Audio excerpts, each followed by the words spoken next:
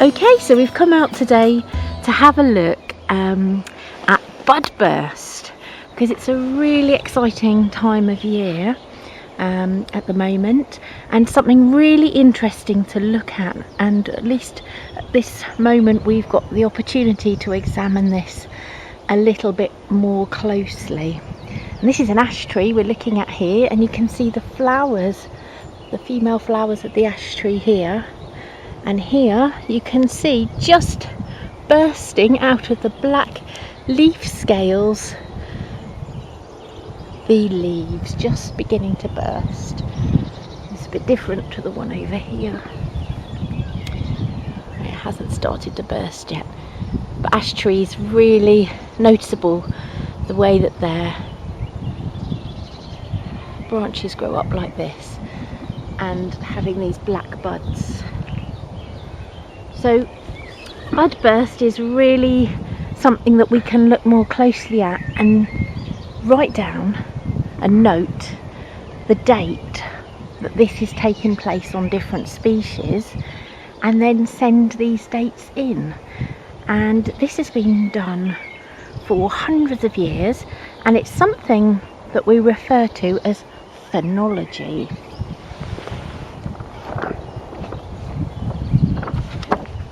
Phonology, and this is the study of plants and animals' life cycles over time, and looking at this can be really helpful to understand what is happening to our climate. And the word phyno comes from the word pheno, which means to appear or to show. So this beautiful ash trees always remind me of an old saying, ash before oak. So if the ash trees get their leaves before the oak tree, then we'll be in for a soak, we'll have a wet summer. But if the oak comes into leaf before the ash tree, we'll be in for just a splash. And we're going to go and have a look at the oak tree now to see how far it is along. So we've come to the lovely great big old oak tree, and this is the oak tree that I was working out how old it is. And it turned out that this oak tree was planted in the same year that Queen Victoria came to the throne. And we've come to just have a look and see how it's doing, what the buds are doing. Are they just starting to burst? And they do look as though they're on the verge of bursting. Now, most of the ash tree we've just looked at, it looked like the buds were mostly tightly closed, except those few that I was holding a bit lower down on the tree. But these look like they're just beginning to burst, and it is the most common way that we see the ash and the oak coming into bud burst now.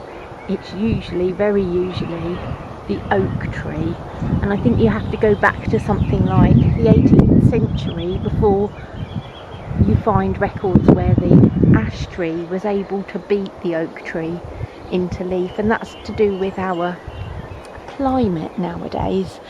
And they believe that the bud burst on an oak tree is triggered by temperature, whereas the bud burst on an ash tree, like we've just looked at, is triggered by sunshine. So just so lovely to watch this phenomenon, watch it happen, and look at different species and record it happening where you are. Pick a tree and follow this happening this year. This is what this year gives us an opportunity to do, as we're all at home. Maybe look at a tree in your garden, observe it happening, take a picture every day of some buds on that tree, and watch bud burst happen. If you're on your daily exercise walk, you might also have a tree that you can follow there, and then you'll end up with a nice sequence of photos. But normally when we're rushing around in our busy lives, I always tend to miss it. I always tend to think, well, how on earth did that happen? I didn't even notice, and now suddenly it seems as though the spring is here. But different species will get their leaves at different times. So having a look over here at the hawthorn, you can see it's much further along.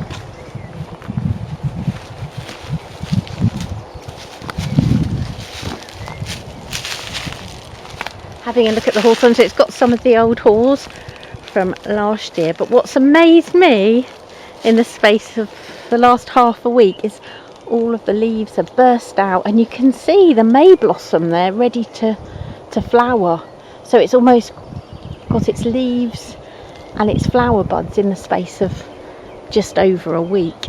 They've emerged. So that's the hawthorn.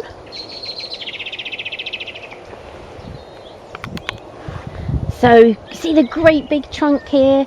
The oak tree has been taking up lots of water over winter and into spring, and now it's sending up sugars from its roots up towards the branches and the leaves to make the new foliage grow and cause the bud burst to happen. So looking at this really vibrant green hawthorn here, the leaves have just emerged in the last week, and they're very soft and they haven't got their waxy layers yet, and their chloroplasts are not so developed, and that explains why we see that gorgeous pale flush of green. There aren't some of the other chemicals that will be present in the leaf, the pigments that will be present later on when the hawthorn turns a really dark green. So another thing that you could do is make a palette of green on your tree as you go day by day or week by week through the spring into summer, because we all notice those greens changing. But this year we've got time to study it a bit more in depth, and love this really vibrant colour that you can see on the hawthorn this as it has just emerged. So if we look at this tree, you can just see the buds starting to change, and we're going to come back and we're going to follow this tree as it gets its leaves. So this is blackthorn, and it has a different strategy to the may blossom or the hawthorn in that it gets its flowers first so that it can attract pollinating insects, and then it will get its leaves afterwards, where the hawthorn has got its leaves first whilst the blackthorn is in flower, and the hawthorn will flower in May, hence the name May blossom. But blackthorn is the plant that gives us our sloes in the autumn, and you can just see the really long spikes, thorns that it's got on its branches as a defence mechanism. So I walked past here just about 4 days ago, and the sticky buds were just gently bursting, but hardly at all. And now I'm always amazed by horse chestnut and how the leaves and the flowers appear as if by magic, almost fully intact. And every year I always think, how did I manage to miss this? And although they're not a native species, they are sort of make up a big part of our local landscape and the places that we observe around us. So just really nice to stop and just for a moment have a look at how this has appeared from nothing and see how much was packed into the sticky bud. So here's another sticky bud that hasn't quite burst, but in a day or so's time will look like the other tree that we've just looked at. So just different trees in this row at slightly different stages, but will be only a day or so off of each other in terms of how burst their buds are. So here we've got a bud burst on alder tree, and you can see last year's alder cones and the leaves just coming out. And alder trees like to grow in wet places. And this is the buds just after bursting on an English maple or a field maple. This is a lime tree and its leaves haven't burst yet, just about to.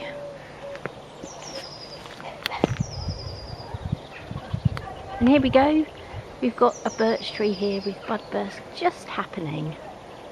And I believe that birch is one of the trees that is affected by the temperature as to when the buds burst. Just trying to find a tree that shows an example of marcescence.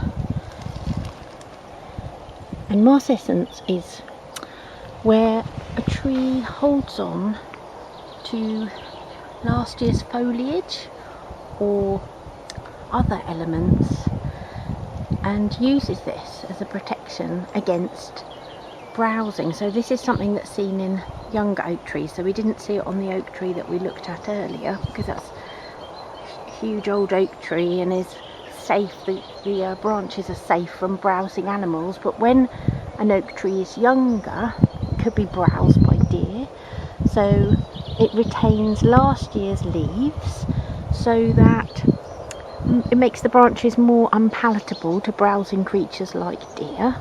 And also, if anything tried to start browsing the new year's growth, it would create a rustling sound and attract in some carnivores that would eat the herbivores that are trying to eat the new growth.